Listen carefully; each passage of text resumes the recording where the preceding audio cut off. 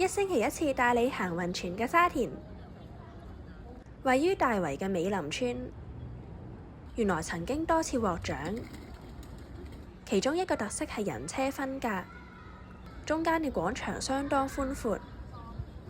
雖然被道路同天橋圍繞啊，不過因為入村嘅道路放咗喺外圍啦，咁所以喺屋村中間環顧四周咧，都唔覺得好煩囂。加上大圍明渠兩旁空間，營造咗舒適嘅步行環境。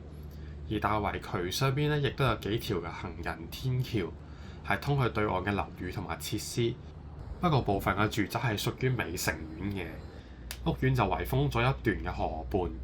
原先設計上係一體嘅空間，就被生硬地分隔開，造成咗不便啦。